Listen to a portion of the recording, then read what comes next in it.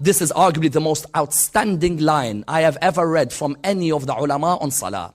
He said, now when you come to salah, have any of you looked at the water which you used to pray? Now listen to what he says. He says, when you lift the water for wudu, just stop there and look at it. Just stop and look at the water.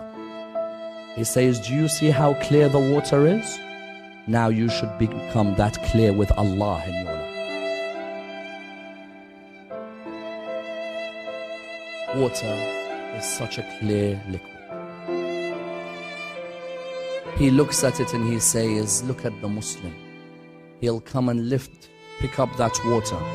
He could see how clear it is.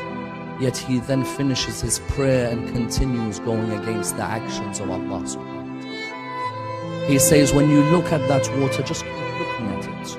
And just look how clear it is, and then ask yourself, if the water which I use for salah is so clear, why am I not clear in my behavior with Allah subhanahu wa ta'ala? Then he says, but don't stop there.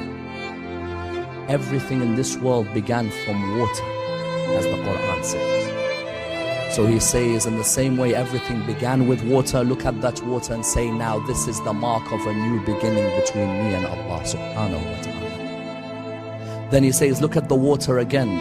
Water is the spring of God's mercy.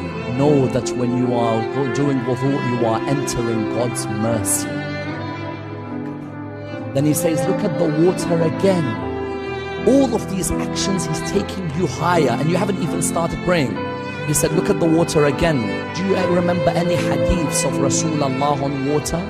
Don't you remember the hadith when Rasulullah says, the believer is like water, he purifies all those who surround him? Now when you look at water, say, I want to begin to purify those friends of mine who surround me.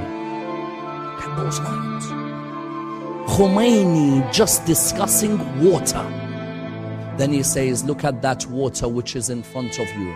Do you see how it's going to purify the body parts? Now say, I'm going to begin to purify my heart after this. There's no point me washing my body parts if I have a heart of envy, or a heart of jealousy, or a heart of arrogance, or I have a heart of rudeness. When you look at that water, say, oh water, in the same way you're purifying my body, I'm gonna start purifying my heart. He said, now when you've reflected on the water you're using, tell me where you are in your salah. Then he says, go to Amir al-Mu'mineen. He says, Amir al-Mu'mineen would pick up that water. He'd know it's the spring of life. He'd know how clear it is, so he'd be that clear with Allah as well. He'd know that it's the spring of mercy, so he'd be the mercy for Allah's creation. He'd say, then Imam Amir al-Mu'mineen would take that water. When he washes his face with it, he'd say, Ya Allah, let nur shine on this face on the day of judgment.